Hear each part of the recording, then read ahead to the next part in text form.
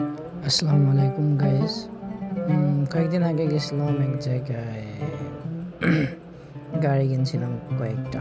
ওখানে যায় দেখি অনেকগুলা উটগুলা হচ্ছে এখনো পানি খাইতে আসে নাই। সেখানে পানি ওদের জন্য মজুদ ছিল। আপনারা জানেন মরুভূমিতে উটগুলার জন্য পানি অনেক দূর থেকে নিয়ে যাইতে হয়। দেখেন কত বড় বড় উট, মাশাআল্লাহ, আল্লাহর কি নিদর্শন। মাশাআল্লাহ, আমি যখন গেছিলাম পাশে তখন একটু ভয় পাইছিলাম, তবে পরের উটটা যখন দেখতে গেছি সে আমার দেখে আমার পাশে আইছিল। এমন অবস্থা, আমি একটু পিছিয়ে গেছিলাম, পরে আবার জুম করে করছি, ছবিগুলো তুলছি।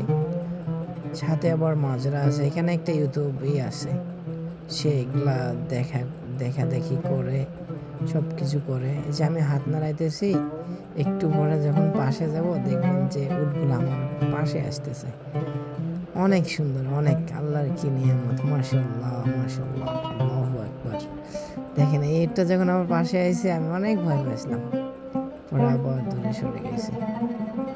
মাশাআল্লাহ, অনেকগুলো উঠছিল এখানে। আর এই জানি না এই উটগুলোর বয়স কত, এই বিষয়ে আমার কোনো ধারণাই নাই। আপনাদের কি ধারণা দেব? ওকে, ভালো থাকবেন, সাবস্ক্রাইব করবেন আমার চ্যানেলটা।